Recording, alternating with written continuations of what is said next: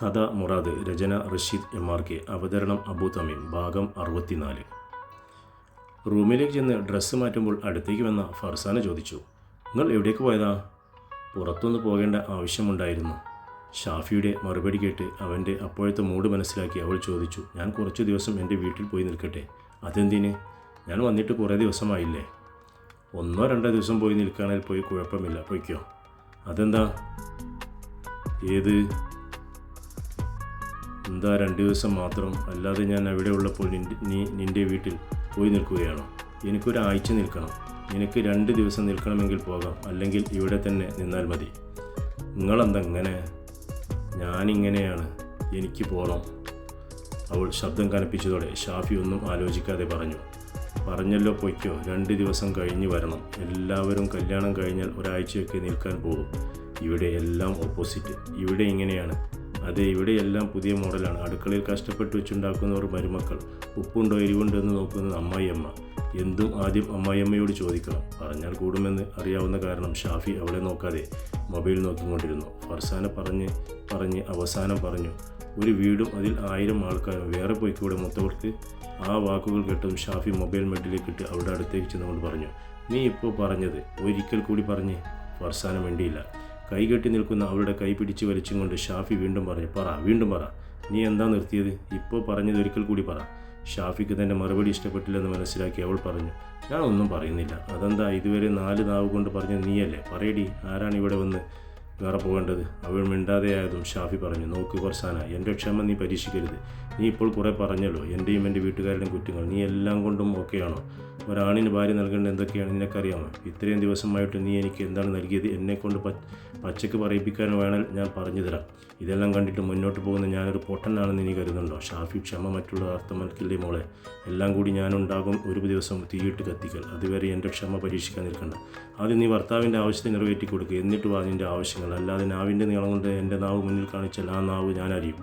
പിന്നെ എന്ന മട്ടിൽ അവൾ മുഖം തിരിച്ചപ്പോൾ ഷാഫി പറഞ്ഞു, നീ 2 ദിവസത്തിന് പോകില്ല, 1 ദിവസത്തിന് പോകില്ല. എനിക്കൊന്ന് കാണാം. അത് കേട്ടതും അവൾ ബെഡിലേക്ക് കിടന്ന് പൊട്ടിക്കരയാൻ തുടങ്ങി. അവളെ നോക്കാതെ വാതിലും ചാരി പുറത്തേക്ക് നടന്നു. ഷാഫിയുടെ വരവ് ആളിരുന്ന് കാണുന്ന ഉമ്മ അവരുടെ സംസാരങ്ങൾ ചിലതൊക്കെ കേട്ടതുപോലെ പറഞ്ഞു, അവൾക്ക് പോകണമെങ്കിൽ പോയിക്കോട്ടെ ഷാഫി, നീ എന്തിനാണ് പിടിച്ചു വെക്കുന്നത്? അവൾ മുന്താസിനെയും കൊണ്ട് എന്നോട് ചോദിപ്പിച്ചിരുന്നു പോകട്ടെ എന്ന്. അവൾക്ക് എന്നോട് നേരിട്ട് ചോദിക്കാൻ വയ്യ, പേടിച്ചു കാണും. മരുമകളെ തിന്നാനാണല്ലോ ഞാൻ ജീവിക്കുന്നത്. ഷാഫി പറഞ്ഞു, ഉമ്മ, അവൾക്ക് പോകണമെങ്കിൽ പോയിക്കോട്ടെ. 2 ദിവസം മാത്രം പോയി നിന്നോട്ടെ, അല്ലാതെ ഒരാഴ്ച പോയിട്ട് 1 ദിവസം കൂടുതൽ നിൽക്കാൻ പറ്റില്ല. ഉമ്മ പതുക്കെ പറഞ്ഞയച്ചേക്ക്. പോയാൽ നാളെ നമ്മൾ പോകുമ്പോൾ അവൾ അറിയുകയും ചെയ്യില്ല. അത് ശരിയാണെന്ന് മനസ്സിലാക്കിയ ഷാഫി പുറത്തു പോയി വന്നിട്ട് പറയാം, അല്ലെങ്കിൽ അവളുടെ കള്ളനീര് കണ്ട് കാരണം ഞാൻ സമ്മതിച്ചു എന്ന് കരുതും എന്ന് പറഞ്ഞപ്പോൾ ഉമ്മ ചിരിച്ചത് ഷാഫി സങ്കടമുള്ളിലേക്ക് ഭർത്താവിന് ഞാനുള്ള ഭാവം കാണിച്ച് കണ്ടിട്ടവർ. പുറത്തു പോയി വന്ന ഉടനെ റൂമിലേക്ക് ചെന്നപ്പോൾ അവൾ അതേ കിടപ്പാണ്. അടുത്തേക്ക് ഇരുന്ന് ശബ്ദം മയപ്പെടുത്തി, നിനക്ക് പോകണമെങ്കിൽ ഒരുങ്ങാൻ നോക്ക്. 2 ദിവസം കഴിഞ്ഞ് ഞാൻ കൊണ്ടുവരാൻ വരും. ഇനി വാശി കാണിച്ചാൽ ഈ വിഷയത്തിൽ ഇനി നമ്മൾ തമ്മിൽ ഒരു സംസാരമുണ്ടാവില്ല.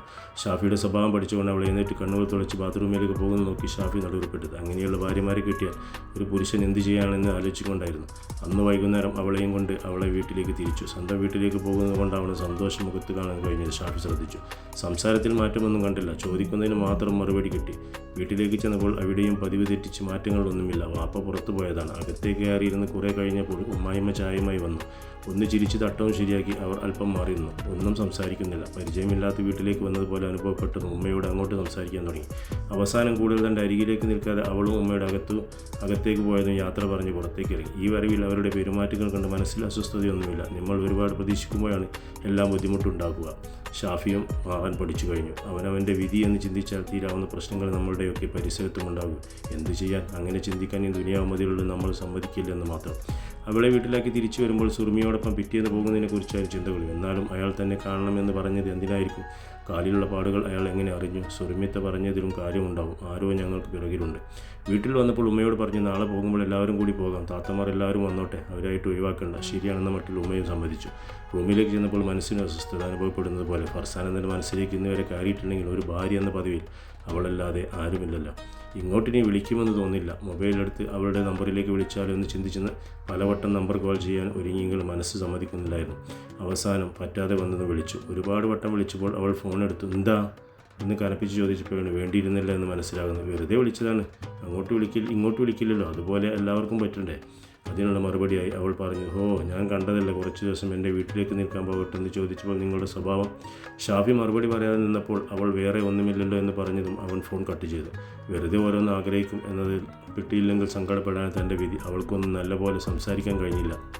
നടപ്പല്ലുകൾ പടച്ചവൾക്ക് പടച്ചവൻ കടലിൽ ബലം നൽകിയത് ഇതൊക്കെ കടിച്ചമർത്താൻ കൂടിയായിരിക്കും എന്ന് ചിന്തിച്ച് ഷാഫി പല്ലുകൾ കടിച്ചമർത്തിക്കൊണ്ട് രണ്ട് വിവാഹം കഴിച്ചിട്ട് മാനസികമായ സന്തോഷം ലഭിക്കാതെ വരുമ്പോൾ ഉണ്ടാകുന്ന ആണിൻ്റെ മാനസികാവസ്ഥ ആരറിയാൻ. പെൺകുട്ടികൾ കെട്ടിയ പയ്യൻ്റെ ജീവിത രീതികൾ ആഗ്രഹിച്ച പോലെ ഇല്ലെങ്കിൽ ആശ്വാസം പകരാൻ കുടുംബവും കൂട്ടുകാരും മറ്റുള്ളവരും ഉണ്ടാകും. ആണിനോ തൻ്റെ അവസ്ഥ തന്നെ നോക്കിയാൽ മനസ്സിലാകും. ആരെങ്കിലും ആശ്വാസം പകരാനുണ്ടെങ്കിൽ അതും സ്വയം വീട്ടുകാരിൽ വേണ്ടപ്പെട്ട ആരെങ്കിലും ഉണ്ടെങ്കിൽ അവരും മാത്രം. കാരണം ദാമ്പത്യത്തിൽ മുക്കാൽ കുറ്റവും എപ്പോഴും ആണിൻ്റെ തലയിലായിരിക്കും. ആരും അവരുടെ വിഷമങ്ങൾ മനസ്സിലാക്കില്ല. പുറമേക്ക് പൊരുക്കനെ ആണുങ്ങൾ ഒറ്റക്കാവുമ്പോൾ സങ്കടങ്ങൾ ഓർത്ത് കരയുന്ന കണ്ണീരൊഴിക്കുന്നതും അതുകൊണ്ട് അവർക്ക് ദുഃഖമില്ലെന്നാണ്. ചിലർ ലഹരിക്ക് ആയുസ് പണയം വെച്ച് മണ്ണിലേക്ക് മടങ്ങായി വരികയും ചെയ്യും.